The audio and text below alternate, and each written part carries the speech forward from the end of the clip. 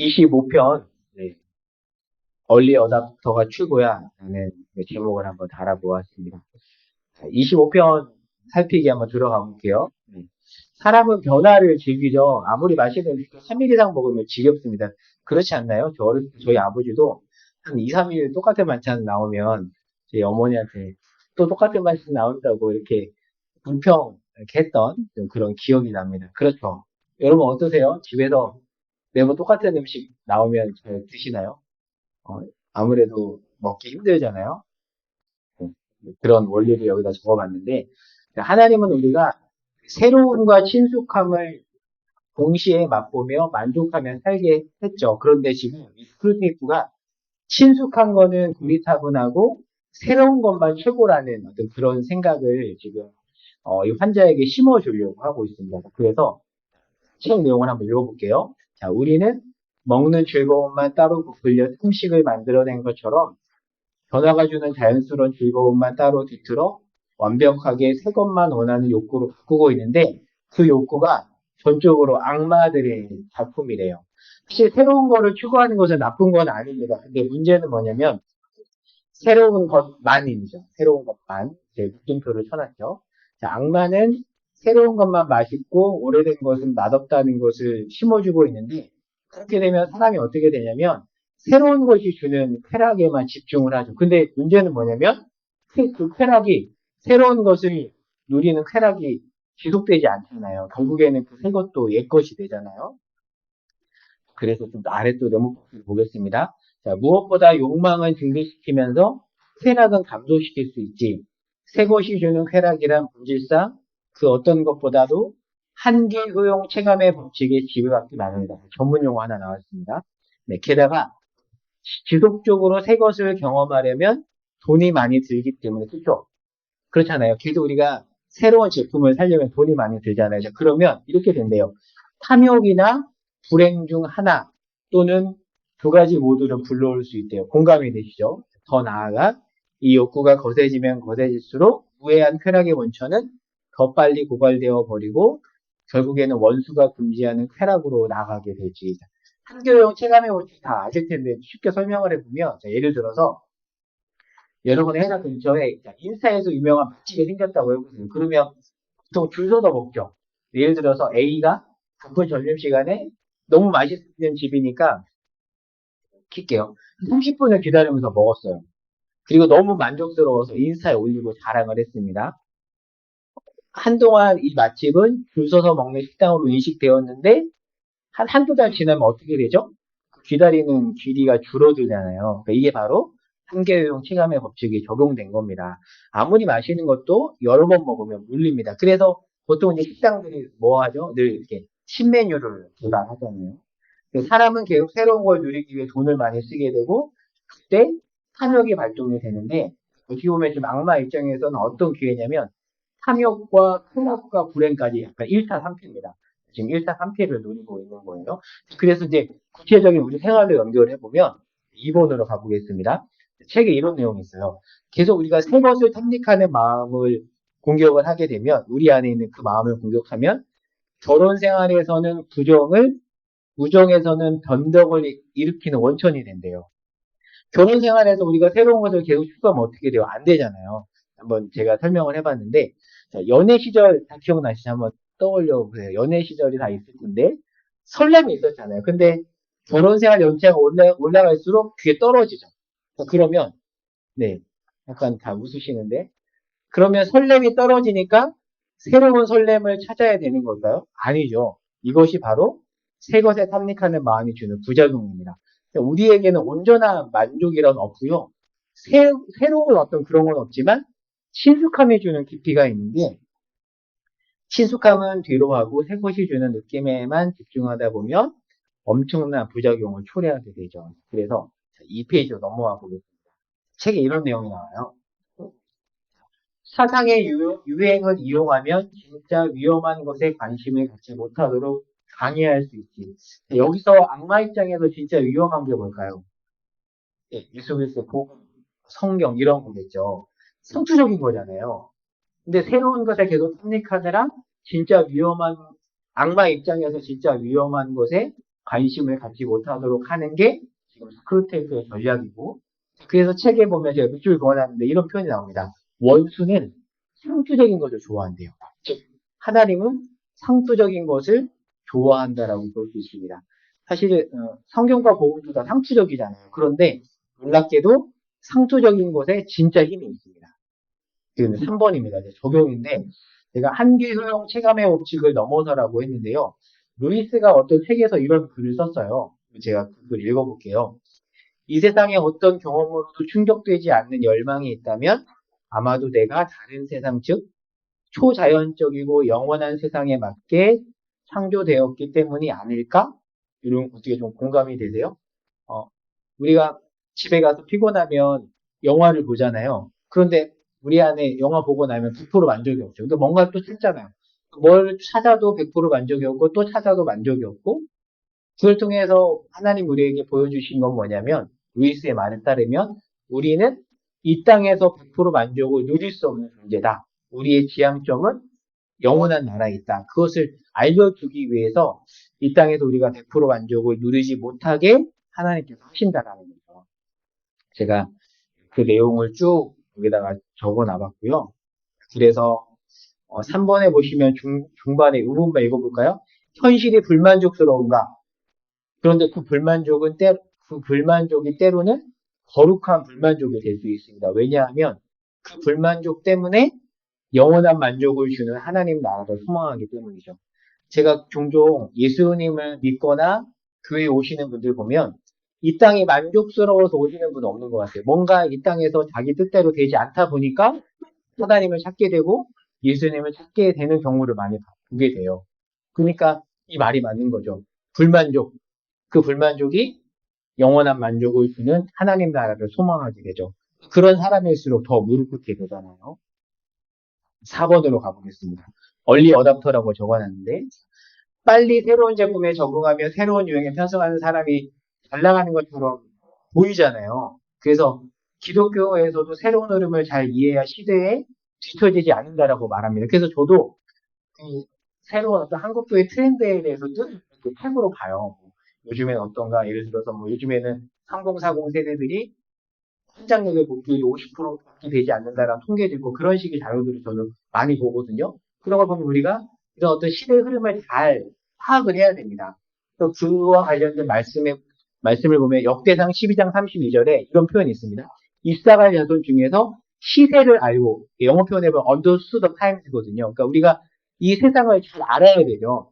제가 예로 충돌하는 세계관이라는 책을 적어놨는데 이게 DCTY라는 출판사에서 나온 책인데요. 원래는 영어 원서 제목이 Understanding the Times예요. 그러니까 시대를 이해하는. 그래서 미국에서 10대 기독교 세계관 교재예요. 그 책을 번역한 게 이 충돌하는 세계관이라는 책인데 그러니까 우리가 그리스도인으로서 이 시대가 어떤 시대인지를 잘 분별해야 되죠. 그래서 로마서 13장에서 보면은 너희가 이 시기를 알아야 된다라는 말을 하고 있습니다. 그래서 이 페이지 밑에서 세 번째 줄 볼게요. 우리는 이처럼 시대의 흐름을 읽어야 한다. 그 시대의 흐름 속에서 변하지 않는 진리인 기독교를 어떻게 전해야 되는지를 고민해야 되죠. 자, 그런데 3페이지 넘어가 볼게요. 쭉 그냥 이렇게 문장 건너뛰고 자, 문제는 3페이지 위에서 두 번째 줄 끝에 가볼게요. 문제는 시대에 대한 이해만 추구하느라 성경이 뒷전으로 밀릴 때인 거죠. 그래서 책에 나오는 얘기를 볼게요. 루이스가 이런 말을, 스크루테이프의 편지란 책을 통해서 이런 말을 해요. 여름에서 가을로 접어들 때마다 여느 해와 다름없이 도토리 놀이에서 돌멩이 치기로 제철 놀이를 바꾸면서도 재미있어서 어쩔 줄 모르지 않느냐. 이게 무슨 말일까요? 약간 곱씹어서 읽어야 돼요. 이해가 되시죠? 그러면서 이런 말을 해요. 봄은 늘 새로우면서도 동시에 아주 오래된 주제의 반복이라는 말을 합니다. 한번 그 설명글을 제가 한번 읽어보겠습니다. 이 아이는 한국으로 치자면 겨울에는 썰매를 타고 여름에는 물총놀이를 하는 아이예요. 그런데 악마의 유혹에는 넘어가지 않습니다. 사계절은 1년 사이클 안에 봄, 여름, 가을, 겨울로 변하지만 그 변화가 매년 똑같이 찾아오잖아요. 그러니까 이 아이는 변화를 즐기면서 그 변화는 뭐죠? 봄, 여름, 가을, 겨울의 변화죠. 그 변화를 즐기면서도 변하지 않는 것, 뭐죠? 매해 찾아오는 그것을 즐기고 있는 것입니다. 그러니까 매해 그렇다고 새로운 놀이를 찾는 건 아니에요. 그러니까 이거를 기독교적으로 적용을 해본다면 이렇습니다. 우리는 변하지 않는 진리의 말씀을 가지고 있죠. 성경 66권은 전혀 새롭지 않은 고전입니다. 근데 이 말씀이 지겹게 느껴지는가? 그렇지 않잖아요. 그러니까 새로운 시대에 맞는 기독교도 추구해야 되지만 새로운에 초점을 두고 말씀을 놓치게 되면 어떻게 될까요? 자, 예를 들어서 우리가 시대가 변했죠. 그래서 이전과 다르게 온라인으로도 예배드리고 특히 코로나 전에는 크게 상상할 수 없었던 부분이었던 것 같아요. 온라인으로 소그룹을 한다. 온라인으로 뭔가를 한다는 것은 생각지 못했던 부분인데 시대가 바뀌면서 그렇게 됐죠. 변했습니다. 그런데 핵심은 온라인이 아니라 결국 말씀이죠. 그러니까 아무리 화려하게 방송을 하더라도 혹여나 온라인 기술이 부족해도 결국에는 중요한 것은 뭐죠? 본질이죠. 말씀이라는 본질입니다. 그래서 이 시대에도 교회가 어려운 시대에도 본질에 천착하는 교회는 저도 이런 사례들을 많이 봐요. 여전히 생명력을 합니다. 교회가 어렵다고 하지만 화려한 기술이 없어도 이 본질 자체에 초점을 두는 교회들은 그 안에서 여전히 생명력을 가라는 걸 참 많이 봅니다. 자, 아래 볼게요. 자, 악마는 오래된 것은 지겹다고 생각하도록 하고 있습니다. 그러나 그렇지 않습니다. 사람들은 생각보다 고전적인 것을 찾기도 합니다. 제가 팀켈러 목사님의 예를 들었는데요. 팀켈러 목사님 우리가 책 저자로 많이 접했잖아요. 근데 이분이 목회한 곳은 뉴욕입니다. 그러니까 저도 미국을 가보진 않았지만 대략 그런 그림은 아는데 보통 남부 지역을 바이블 벨트라고 하죠. 그래서 대부분의 신학교나 아니면 우리가 흔히 아는 미국의 유명한 교회들은 대부분 미국 남부 지역에 있어요. 텍사스나 댈러스 쪽. 거기를 소위 바이블 벨트라고 하거든요. 목회하기가 생각보다 쉽대요. 그런데 뉴욕은 거의 목회하기 정말 어려운 지역인데 이 팀켈러 목사님이 특이하게도 뉴욕 한가운데서 목회를 하셨고 그 교회에 특별히 수많은 젊은이들이 모였고 특별히 교회를 떠났다고 생각했던 한인 2세, 3세들이 이 교회에 정말 많이 모였대요. 근데 괜찮아요. 저희 전혀 상관없으니까 네, 신경 안 쓰셔도 돼요. 그러면 사람들이 어떤 생각을 하냐면 이 팀켈러 목사님이 뉴욕에서 또 화려한 현대 문화를 도입해서 아니면 교회를 세련미 있게 만들었기 때문에 뉴요커들이 모였을 거라고 생각을 하지만 전혀 그렇지 않습니다. 이 팀켈러 목사님의 이 교회에 가보면 리디머 교회라는 교회인데 굉장히 고전적인 교회이고 예배 형식도 굉장히 고전적이에요. 그런데 이 팀켈러 목사님이 그 뉴요커들의 눈높이에 맞춰서 본질을 제대로 전했기 때문에 교회에 오지 않을 것 같은 한인 1.5세대, 2세대들이 모였다라는 거 굉장히 주목해 볼 만한 하나의 사례라고 볼 수 있거든요. 이런 걸 통해서도 우리가 알 수 있는 게 뭐냐면 여전히 핵심은 뭐다? 새로운 것이 아니라 물론 새로운 것도 우리가 찾아야 되지만 결국에는 친숙한 것, 오래된 것이라는 거죠. 그런데 오늘 책에서 보면 악마는 자꾸만 새로운 것에 탐닉하여 결국 우리 사람들로 하여금 본질적인 것을 놓쳐버리도록 하고 있죠. 본질이 이긴다라는 책이 있어요. 그 김광선 목사님이 쓰신 책 제목이기도 한데 참 공감하는 말입니다. 결국 본질이 이깁니다. 자, 마지막 5번인데요. 지금 우리가 욥기 묵상을 하고 있는 중에 한번 이 내용을 간략하게 적어봤습니다. 잠언과 전도서와 욥기의 세계관인데 신명기 32장에 보면 이런 말씀이 있습니다. 옛날을 기억하라 라는 표현이 있는데 현대는 미래지향적인 세계관을 가지고 있지만 성경은 과거지향적인 세계관을 갖고 있어요. 그래서 현대에서 늙음은 퇴보이죠. 그런데 성경에서는 늙음은 지혜를 의미합니다. 그러니까 자꾸 우리가 현대인의 세계관으로 성경을 읽다 보면 약간 성경을 오독하게 됩니다. 그래서 신명기도 그렇고 잠언 전도서 욥기도 그렇고 자세히 보면 노인은 경험이 많고 지혜로우며 하나님의 뜻을 잘하는 자들이라는 기본적인 세계관이 있어요. 그래서 청년들을 향해서도 잠언이 뭐라고 말하냐면 노인에게 자꾸 물어보라고 해요. 근데 우리는 보통 이 시대에는 노인하면 어떤 이미지가 있죠? 시세말로 좀 세게 말하면 약간 뭐 꼰대라는 그런 이미지가 있잖아요. 근데 성경은 오래되고 나이 든 것이 훨씬 좋다라는 기본적인 세계관을 깔고 있습니다. 현대의 세계관으로 성경을 읽으면 잘 이해되지 않는 면이 있죠. 새로운 것만 좋다는 것은 따라서 지극히 현대적인 세계관입니다. 물론 오래된 것이 다 좋다는 것은 아닙니다. 그러나 성경은 오래된 것에 가치가 있다라는 말이에요. 그래서 전도서 3장 11절에 영혼을 사모하는 마음을 주셨다라는 표현이 있잖아요. 그런데 여기서 이 영혼이라는 표현이 현대인이 볼 때는 먼 미래이지만 히브리어로 올람이라고 하는데 아주 먼 과거를 지칭하는 표현입니다. 왜냐하면 과거에 참 지혜가 있기 때문입니다. 그러니까 과거로 갈수록 경험도 많고 지혜롭고 하나님의 뜻을 더 잘 분별한다라고 봐서 그래서 고대에는 오히려 늙음을 축복으로 여겼어요. 그래서 마지막 4페이지로 가볼게요. 창세기 24장에서 보면 그래서 그 세계관으로 보면 이 말씀이 이해가 돼요. 아브라함이 나이가 많이 늙었고 여호와께서 그에게 범사에 복을 주셨더라. 우리는 나이가 많이 늙으면 안 좋다고 생각하지만 성경은 다르다라는 거. 그런 내용을 제가 쭉 적어놨고요. 다 읽진 않고. 자, 카르페디엠하고 메멘토 모리 그 부분만 볼게요. 카르페디엠은 우리가 죽은 신의 사회라는 영화 때문에 잘 아는 문구죠. 죽은 신의 사회 혹시 보셨나요? 네, 굉장히 오래된 영화라서. 네, 보통 이 카르페디엠이 현실을 살라라는 뜻이고 메멘토 모리가 죽음을 기억하라는 건데 보통 우리가 카르페디엠을 마음껏 즐겨도 된다라고 오해를 하죠. 왜냐하면 그 영화 때문에 그래요. 근데 말 그대로 오해입니다.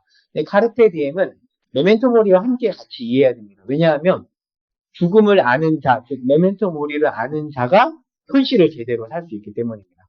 왜냐하면 우리의 현실은 죽음과 있다 있잖아요. 하지만 그 죽음이 우리 삶을 헛되게 하지 않습니다. 왜요? 우리는 죽음이 아니라는 것을 알고 있잖아요. 그 죽음이 영혼과 있다 있고 그리고 이 땅의 모든 불의와 억울함에 대해서 신원해주는 시간이기 때문이죠. 죽음은 끝이 아닙니다. 그래서 전도서 기자가 이런 말을 해요. 지혜자의 마음은 추상집에 있고 우매한 자의 마음은 혼인집에 있다라는 말을 그래서 하는 겁니다. 정말 지혜로운 사람은 늘 죽음을 인식하고 사는 사람이라는 거예요. 그러면 죽음을 인식하니까 허무주의로 살아가는가? 그렇지 않습니다. 오히려 죽음을 기억하는 사람이 현실을 더 최선을 다해서 살아간다는 거예요. 그래서 마지막 네, 전도서 9장 특히 작년 12월 13일에 출제했던 내용인데 제가 요것만 읽고 내용을 정리해 보도록 할게요. 한번 읽어볼게요. 자, 죽음을 기억하자, 메멘토몰이죠. 죽음을 기억하자만 말하면 허무주의로 빠질 수 있습니다. 그런데 기독교 세계관은 죽음을 기억하는 것과 생을 즐기는 것 이 둘을 동시에 말합니다. 죽음을 기억하며 어떻게 지금 생을 즐길 수 있는 걸까요? 인간의 유한함을 인식하는 자는 지금 살아있는 순간이 하나님의 선물이라고 생각합니다. 지금 순간이 죽음과 죽음 이후의 세상과 연결되어 있다 생각하기에 오늘 하나님이 주신 인생을 살아가며 누릴 수 있습니다. 하지만 그 누림은 영원한 소망을 가지며 누리는 것입니다. 이런 면에서 메멘토 모리와 카르페 디엠은 연결이 됩니다. 한번 이 내용을 덧으로 한번 정리해 봤고요. 나눈 질문 두 가지 적어봤습니다. 첫 번째는 책 내용 중에서 원수는 상투적인 것을 좋아한다는 말을 하잖아요. 그 말에 어떤 의미가 있는지 한번 구체적인 예를 들어 설명해 보시면 좋을 것 같고, 두 번째는 오늘 내용을 통해서 깨달은 점이나 적용할 점이 있다면 이 부분도 같이 함께 나눠보시면 좋을 것 같아요. 그래서 오늘은 새로운 것에 대해서, 오래된 것에 대해서 한번 살펴보았습니다. 여기까지 하고